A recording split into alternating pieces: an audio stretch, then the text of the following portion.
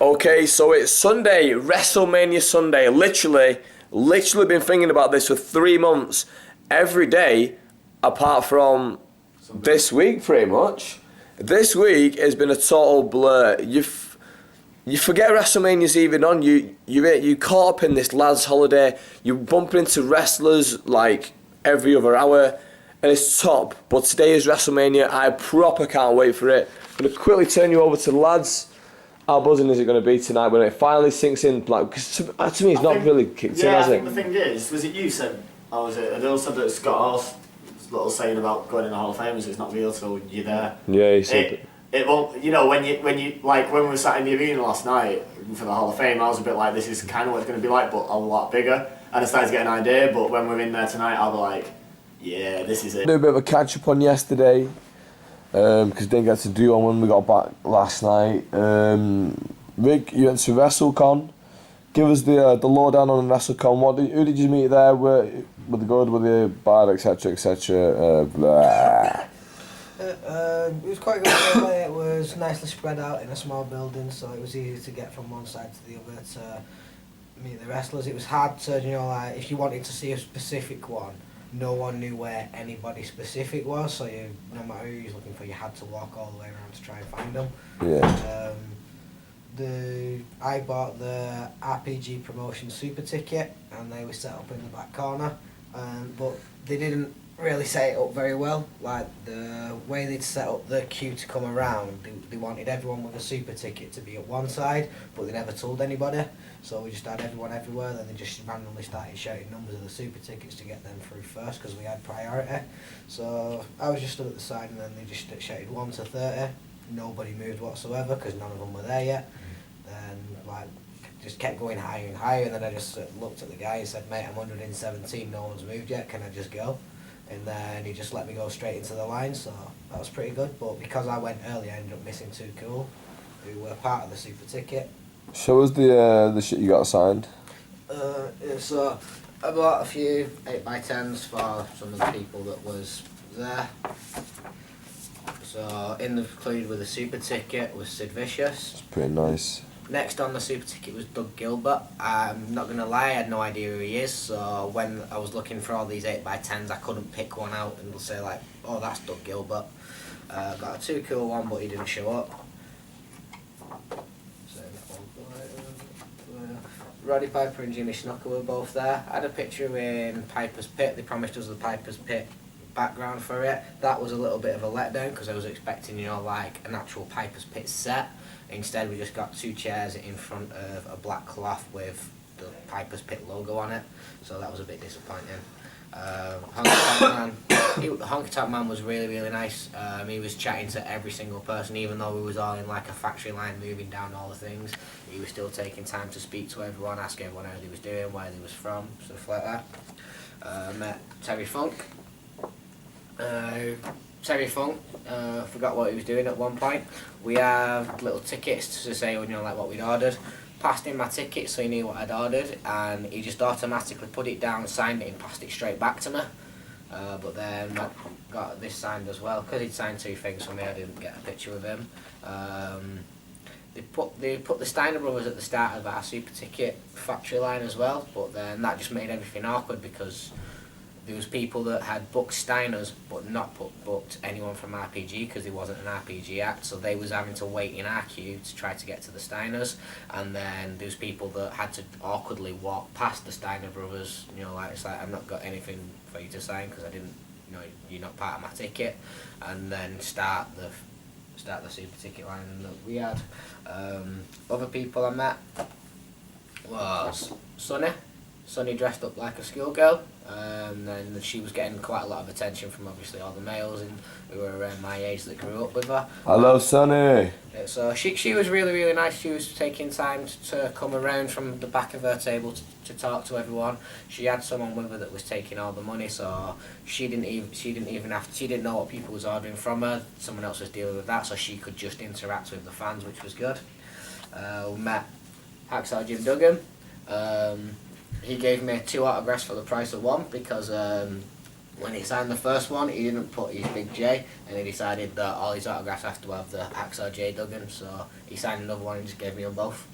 Hacksaw was really good. I think it was his wife that was with him, and like she was taking all the pictures, and she was taking, like, even if you paid for one picture, she'd take about 7, so then you could have one that you liked. Met Jake the Snake Roberts, which was good for me. That was one of the ones that I pre-booked. He was on the DDP table, and then Jake again, he was really nice. He was chatting to everyone that was there. In front of me in the line for this one was two small kids who, it's like Jake could obviously tell they don't know who he is, so he was talking to them about, you know, like what was happening in the different pictures he had out. So like he had a picture of the Macho Man being bit by the snake in Jake's, you know, like where he's pulling it back off, and he was telling them about that storyline and stuff like that, just to educate them a little bit on who he was, because they just saw this massive guy that the dad was marking for, and they didn't know who he was. So that was good of Jake. We got this T-shirt signed by Edge, and then Edge was, you could tell that he doesn't like doing autograph signings. He brought someone with him, and then, you know, he was like, holy shit, is this how many people have booked onto this? So you could tell he wasn't enjoying to be there. There's other places in New Orleans he'd rather be. But all in all, it was a good little setup. I also met Rob Van Dam. I think this is a Rob Van Dam t-shirt. Now, I collect signed t-shirts, and Rob Van Dam was one of the last people that they announced for WrestleCon, so I didn't have time to order one. So I emailed Rob. Within 5 minutes, he said, "Yeah, buddy, not a problem. Go to my website, pick any t-shirt you want, and I'll bring it for you." When I got to the front of the line, I said, "Yeah, I emailed you to ask you to bring a t-shirt," and he instantly remembered. He's like, "Oh, it's Rick. Yeah, I didn't know which one you wanted. I forgot which one you wanted, so I just grabbed a few," and then he just let me pick one, and then. He gave me a decent signature on there as well, which was really good. And then like he gave me a bit of discount for, like, he just made up a new package for me to have a t-shirt signature, and then a picture with him, which was nice, because obviously he's gone out of his way to make sure one of his fans goes on from WrestleCon happy. Other people that were there that I didn't see, they had, you know, like the Goldberg package. That was set up in the middle, and then again it was just another factory line with Goldberg in the middle and all the other WrestleCon acts there. Colt Cabana was the first person you saw as you walked through the door. He had his own table set up with all the pro wrestling tees people, and Colt Cabana was greeting everybody. Even if they were nowhere near his table, he had a little megaphone, and if someone ignored him when they was walking through the door, he was like, "Hey, come say hi, come say hi." Cool. So that was pretty fun, because then it's like it's putting people in a good mood as they walk through the door, because obviously go walking into a building knowing that you're going to be stood in lines for the next couple of hours to get a signature in, you know, like a 30-second with a wrestler, you do get a little bit bored. But Colt Cabana, Chris Hero, and there was one other, I'm not sure who it was, we were all just on this megaphone just keeping randomly shouting stuff out. You got Flair to sign something, didn't you? We don't think we've been over that. That was one of the access sessions, so we'll... Been through the Axxess VIPs. Now, Axxess VIPs, I booked onto 2. I booked onto Hogan yesterday morning, and I booked onto Flair last night. Now, this one was right down at the bottom of the Axxess. They had the VIP section set up next to the NXT room, and then everyone had a wristband to come down. Now, as part of the premium package for the VIPs, you got given one of these books for free, which was pretty good. It's pretty sick. Yeah, so it's like you've already paid for your VIP package, and they've given you a book which I'm reliably told from the inside is worth $25. Did they give you 2 though? No, it was found out it was only for the premium VIP. So if you booked a Hulk Hogan, Undertaker, or a John Cena, you got one of these books. Oh, that's the best one, premium then. Yeah, so then with the other $99 VIPs, then you just got an 8x10 if you had nothing to get signed. Right, yeah. So in the morning, I was like one of the first in the line for Hulk Hogan. Then he was really nice when I first got there, but I found out that after I left, they changed the rules on it and you couldn't have a picture with him, so I'm glad that I was at the front of the line, because I actually got to have a picture with Hulk Hogan. Other people got to have a picture of them stood in the same area as Hulk Hogan while he's signing something. Then I again just wanted a t-shirt signed. Let's hold that right there. Yeah, Look at that, that's a nice little signature you got there, that's a nice shot. Rather than just grabbing it and signing it, he said, you know, like, oh, this is a t-shirt, you're going to need to pull it tight. He got one of the other people that was with him directing people to pull one half for him. I was pulling the other half, then he was pulling down at the middle to make sure he put a good signature on it, asked me where do I want it, you know, do you want it at the top, do you want it in the middle? And it's like, again, it's just like small things like that just make you think that, you know, like, the wrestler cares, because they obviously know that you meeting them means more to you than it means to them, but taking little times like that, they don't have to do it. He's been doing it for like 40 years, but he still, you know, like, still appreciates his fans. Then last night, just before the Hall of Fame, was the Nature Boy. Now, Nature Boy came out and then he did all the Make-A-Wish people first, walked up, threw a few woos out for the crowd, sat down behind his table, and then exactly the same, you came up to him, you asked, you know, like, what is it you want to get signed, where do you want it, and same again with Ric Flair. Just give it all there, we'll slowly zoom in. So a nice big signature from... That's a pretty nice signature, to be fair, because I've not really had a clean look at it. Yeah, I saw when you came in with it and I could see that he had signed it.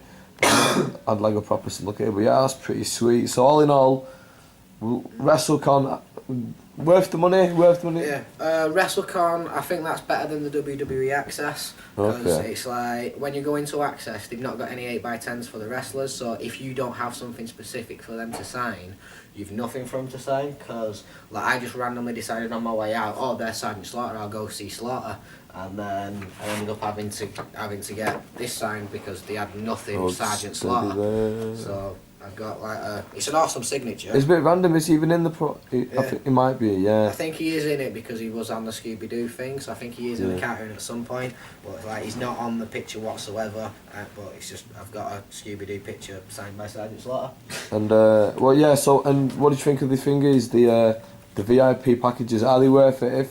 If we come next year, do you reckon that you'll go for one if they're available and someone that you want to see? Like the VIP package,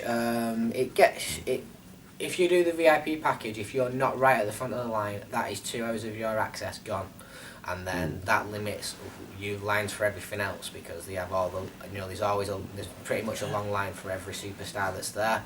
If you're not at the front of this line and you can't get in and out straight away, you miss everyone else that's in that 2 hours because you just stood in this factory line. So it is worth it to make sure you get a signature off the person that you want, but it's like, it's only worth it if you really want them.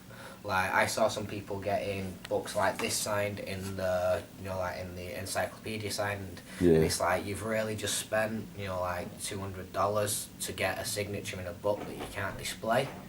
And it's like, you know, like, to me that seemed a little bit strange, so it's like, that's why I do the t-shirts, because at least I can just display it, you can put it on show, and then it should seem to me a little bit more worth the money. And yeah, that's pretty much it. I'd definitely do it again if it's, you know, like a big wrestler like Flair and Hogan, definitely worth the money. Yeah, we've just had Rick's thoughts on it.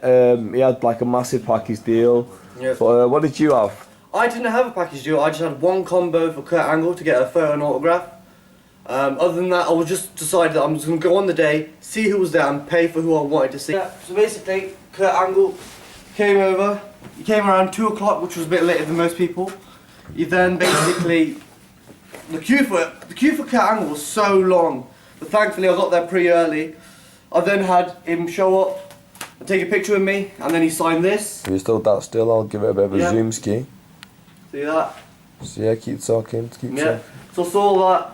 And then he had this signed, met him. It was good meeting Kurt Angle, to be fair. He's a legend of the business, one of the greats.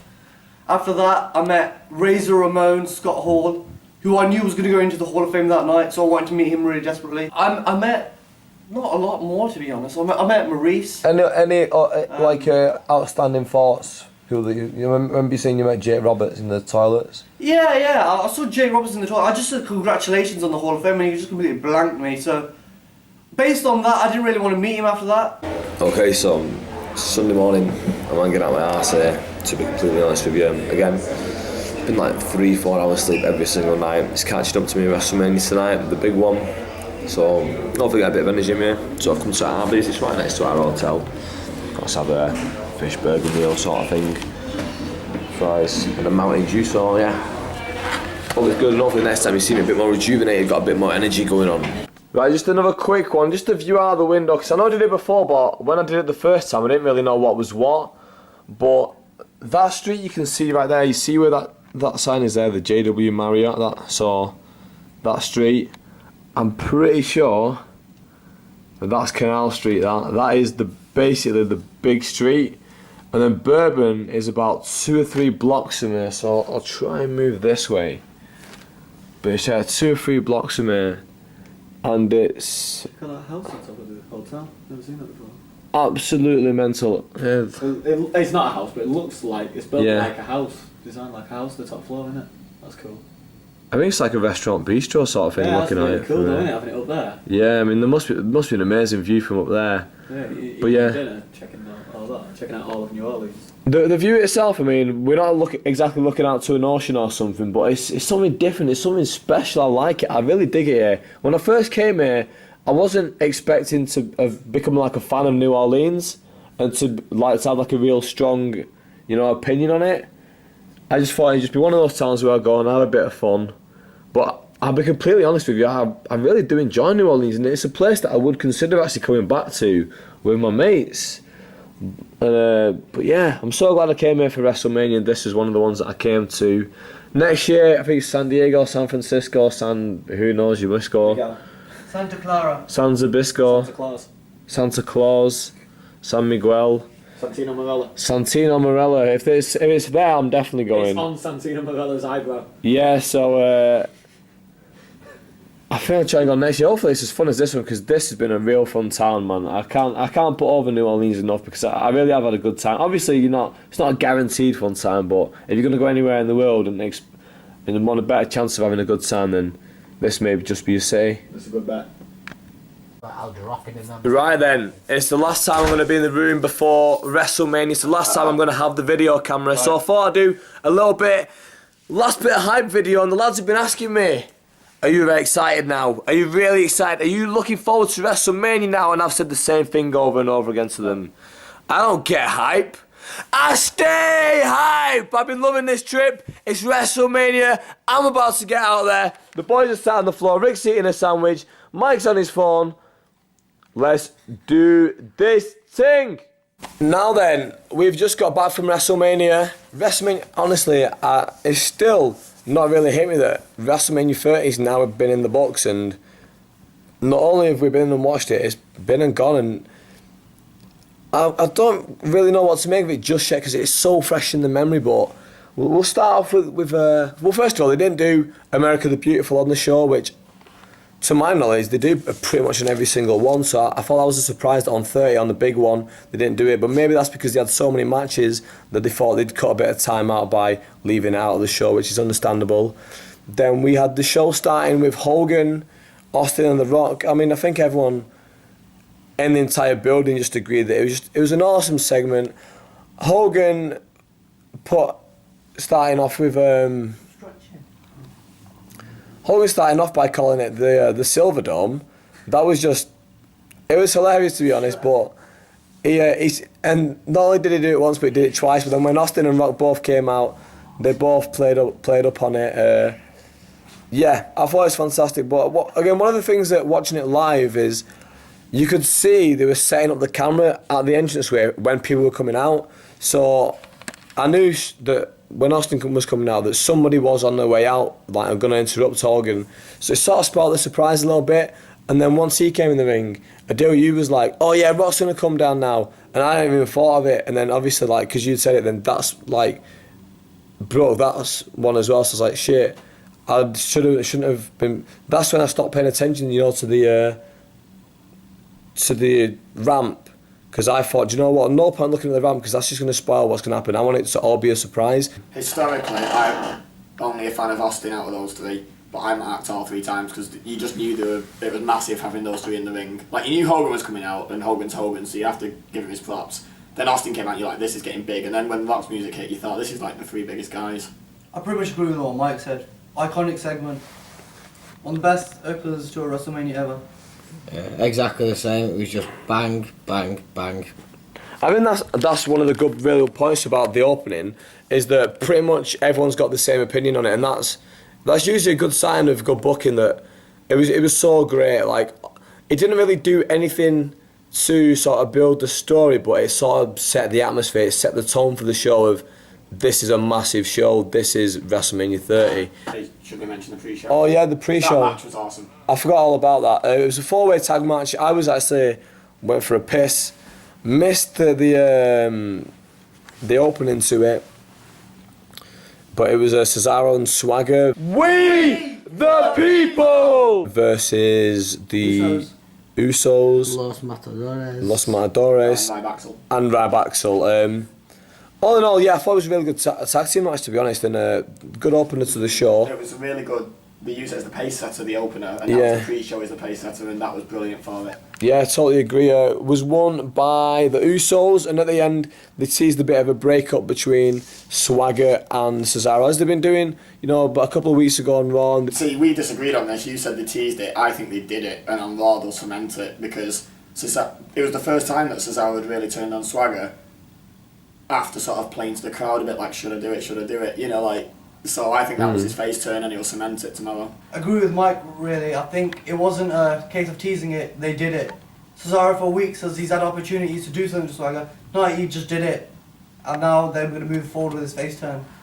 Yeah, I think the same. I think the telling point was Zeb Coulter didn't come out when Cesaro won the Battle Royal. Yeah. And then Cesaro's lifting this big trophy, so I think that is the ending Zeb Coulter's going to be with Swagger, but we'll see. First match on the actual card, though, was the King of Kings. Now, again, this is another thing I spoiled for myself by looking over the entranceway and seeing it, and it was so obviously Triple H, and it was awesome. It was absolutely fantastic. He basically came out to this sort of like a deal shouted, it's like a Game of Thrones type setting with 4 beautiful blonde women, you know, by his sides, and he had this mask on, and you know the music's blaring, and not only that, was they had like a sort of a soprano style opening music to it as well, and then it kicked into the King of Kings. Triple H's entrance was amazing with the gold shower car outfit. Then the match was really, really good. Like they did have spots where you thought Triple H is actually going to do this, he's actually going to beat him. So I loved it. Yeah, to continue what Rick said, phenomenal entrance. Probably his best in WrestleMania history that he's had. Also, I thought the match was actually probably the best match on the card. Yeah, no, it was brilliant, and I think one thing we've not mentioned is the fact that Bryan kicked out of a pedigree at WrestleMania, which is reserved for the top guys. He's there now. You know, having done that, he was already there, regardless of the main event result. He was there after that. You know, he was the top guy. One point I'd like to make is that I thought the start of the show was maybe too hot. You had the Rock, Hogan, Austin segment, and then this. I think that the show kind of, in terms of crowd reaction, probably peaked by the end of this match. The crowd were burnt out very early doors because we had a good opening match in the pre-show, that awesome Rock Hogan Austin segment, and then this match, the Daniel Bryan match, and Daniel Bryan was the draw for this card in my opinion going into it. Coming out of it, you know, it can be debated, but going into it, I think he was a draw for it. You know, they've told that story for such a long time that people were really excited for it, and you could tell he got the best reactions of anyone on the night in terms of positive chants and stuff. So yeah, he progresses on to the main event match. After that was the Shields. Was it the 3-on-3? Yeah. Shield versus Kane and the Outlaws. Very quick match. They made Roman Reigns look really strong. They absolutely dominated them. This is kind of their, I wouldn't say as filler because they weren't trying to fill the card up. It was sort of there as a way of saying, listen, the Shield are one of our top talents, so we need to have them on the card at least doing something. So we can put them with these guys. These guys can make them look good in a very quick match, and that's basically what they did. So go on, Rick, again. Start with you. Yeah, it's like, it'd have been nice for the match to be a little bit longer, but then it's like you need the Shield to look dominant, and they did that perfectly. I thought it was more like a Roman Reigns exhibition match, really. I think he hit like about 3 spears, like 2 at the same time. Thought they overdid it, just keeping him looking too strong and not focusing more on Ambrose and Rollins. The way the company's set up with the titles unified at the top and then the mid-card titles not meaning very much, you can't push all 3 at the same time, and they've chosen Reigns, and that match was to solidify that Reigns is the guy going forwards that's going to break out. Like, the other 2 might get a shot a bit further down the road, but Reigns is going there first out of the 3. What was the next match after that? Was it the Battle Royal. Was it the Battle Royal next? No, yeah, that was third. Yeah, Battle Right, we'll say Battle Royal for argument's sake. So we had the Battle Royal. It was. No one got an intro apart from Big Show and Sheamus. That was Did anyone else get one? I think it was just those two. Doing a promo, didn't they? Yeah, Video package. it was very weird how they just did that. And again, everyone in there suspected Big Show or Sheamus to win it. Going into it, I suspected Big Show or Rusev to win it. So it's very interesting how they gave Cesaro the win. And not just the win, he body slams Big Show over the top rope, and it was fantastic. Honestly, they really made Cesaro tonight. I reckon Cesaro is going into the world title scene before even Reigns, based on how strongly he was booked in that match and how they've sort of done the breakup and the face turn all at once. I think and he's rumoured to have a big match at SummerSlam. I reckon he's going to the top first. Sort of agree with that, really. I thought the body slam over the top rope was genius booking. It showcased everything about Cesaro that makes him great. I want to talk about something completely different. The Kofi Kingston spot. Forgot all about that. God. That was probably his best elimination avoidance ever. He runs it's Cesaro that throws him out, which is another thing he's involved in, over the top turnbuckle, and he lands on the steps with And his then 2 feet. Falls forward 2 feet there and gets back in. You're watching it and it's, Jesus, that was amazing. Precision landing that for such a big jump. Completely agree. It was incredible. What was after this, lads? John Cena versus Bray Wyatt. John Cena versus Wyatt. Going into this match, people, you hear people talking about New Orleans saying, Wyatt's got to win, Wyatt's got to win. Wyatt didn't have to win. I said it all along. I said, no matter what happens, they're making Wyatt by placing him in this match. Everyone likes to talk about John Cena and how he hogs the spotlight and he does this and he does that. If he's hogging the spotlight, then this is a spotlight match. It's as simple as that. And he is a spotlight player. No matter what John Cena does on the card, whether it's just an advert in one segment for 5 minutes or 30 seconds, or whether it's the main event match, no matter what he does on the card, it's a spotlighted thing. It's something that you need to take notice of. And the fact that they placed Bray Wyatt in a WrestleMania feud with Cena going into it, that made him. I thought Wyatt was phenomenal. Bray was buried.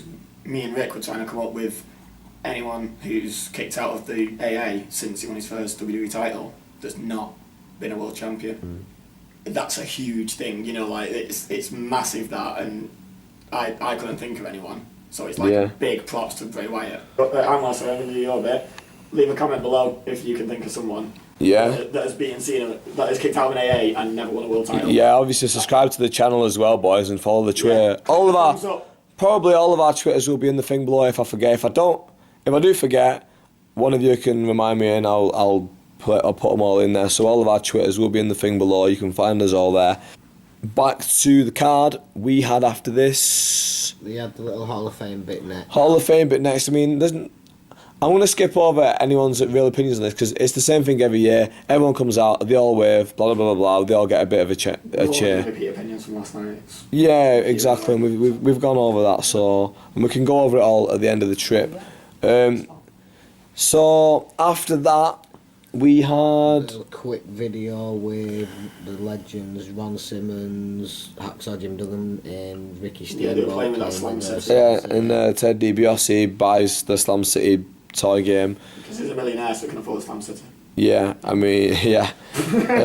What was the next match? The next match was The Undertaker versus Brock Lesnar. Right, Undertaker, Brock Lesnar. Now, this one was a really, really, really strange match because all of us all the way through were like, no one's really into this. I mean, as a group, like we all went with different expectations of the show, different people to cheer for, but we all, pretty much cheered all the way through or booed all the way through, or at least, tried to make a bit of noise all the way through for whichever way we wanted to go. That's why I sound like this. Yeah, same here. I mean, my voice has been bad all week, but yeah.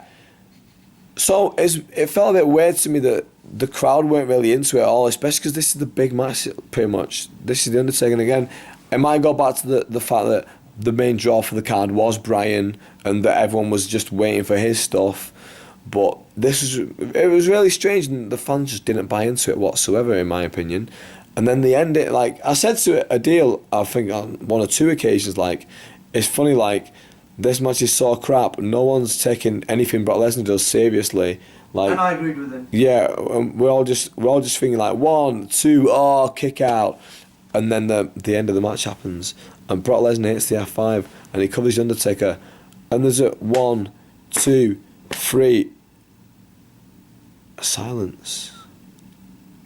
There was a silence over the stadium. It's not just an arena; it was a stadium full of people looking at each other like, what? 70,000 people were silent. Did There that? were millions around the world also for the same expression. Did that just happen? And I'm not joking, I'm not saying this for dramatic effect. I actually considered for a second, did I just dream that? Am I actually here right now?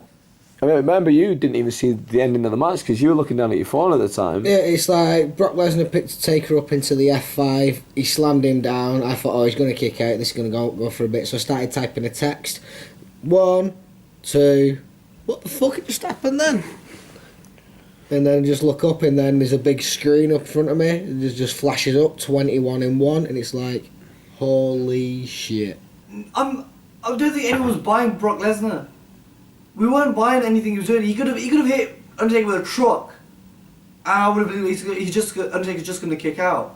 So when that moment happened, I don't think anyone believed it was going to happen, or it did happen. It was just a state of shock around the whole stadium. You know, we were there, so that, to me, that's brilliant. I might have been a bit upset if I was watching at home. I might have been a bit, that was the wrong decision, but I'm just thrilled to have been there for that. Yeah. When he popped up on the screen, I thought, do you know what? That is perfect. That encompasses the thoughts of everyone in this arena right now. It is one of the biggest moments in pro wrestling history. Well, I was going to pop a massive rating tomorrow. Literally one of the biggest moments in pro wrestling history. I mean, we were talking about big WrestleMania moments, and this is bigger and better than all of them. The only one that I would say even matches up to it and possibly betters it is Hogan Andre. And nothing else is on the same level as this, in my opinion, as a WrestleMania moment. And next up, we have the Divas Invitational. The crowd, unfairly, to be honest with you, I was one of them, but I booed this. I booed the shit out of it. We all booed it. We all didn't want to see it. I don't really remember much of what happened, but AJ Lee got the win by submission. No one cared, but the finish was good. Like the AJ Lee Octopus, that's the first time I've seen it. So. Oh, is it? Yeah. Then we got the main event, triple threat match, Batista, Orton, Daniel Bryan. The match, a lot of people I think were sold on this show on. I personally was. I'd obviously bought my tickets a long time ago, but going into it, this is what I was really looking forward to. And we got it. We got the moment. We got Bryan coming away with the title. One absolutely sick move where Batista's powerbombing him through the table. It looked to all like it was a botch. It could have just been like, you know, where he skims the table, but for judging from the replays and where we sat, we couldn't really see the table specifically. But judging from the replay, he could have just skimmed the table. But basically, Batista's powerbombing him and Randy Orton's backwards RKOing him. Oh, sick spot. Bryan's carted out. You know, they're showing all the replays, so you know that he was supposed to be carted out no matter what. He does, no, I can fight on. He's still getting battered by Batista and Orton. Comes back in the end anyway, and Batista that he made tap out to the yes lock. So yeah, Batista taps out. Bryan gets the win, and I, in my hand, have some limited edition Daniel Bryan confetti. As Mike said, limited edition. Only 7 million were made. Only 7 million were made. Easily the best move for business. That was a moment. It was a moment that, similar to Austin winning at 14, Cena winning at 21. I don't know what other examples are. Michael's at 12. Michael's at 12, for example, yeah. It was Daniel Bryan coming of age, his WrestleMania moment, becoming the man, and as part of that, it was iconic as well. Great match, great ending. Table spot was awesome. I hope Randy Orton's back's okay. Yeah, Randy Orton landed back first on a ring monitor. All in all, show thoughts. I personally, now I'm back here, and I said at the beginning of the video, I don't really know what to think about it. Now we've actually sat and just talked about the matches, not talked about possible consequences, just thinking about the show itself. It was fucking good. It was really good. The fact that the streak ended, for no matter for whatever the reason is going forward, no matter if it was a botch at the time, no matter what happened, that was epic. It was absolutely epic.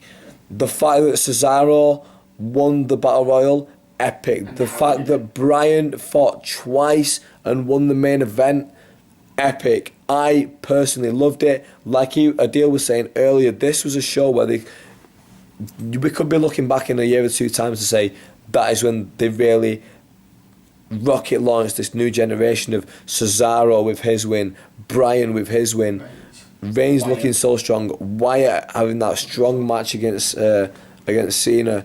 I think Daniel Bryan got put over so massively on that show because in the same show he won 2 matches, one against Triple H, he kicked out the pedigree, he kicked out the Batista man, he closed the show in which the streak ended, he was prioritised over that. That's a great point. He was so made in that show. That show was basically the Daniel Bryan show. If they still did In Your House, that would have been In Your House, yes, yes, yes. I think if there's one word that represents this show, it's historic. Everything that's gone on is still sinking in because there's that many great moments in it. It's definitely one where you'll have the DVD just to not have the best wrestling show. We may be biased because we were here as opposed to watching on TV, but for me that was the best menu I've seen.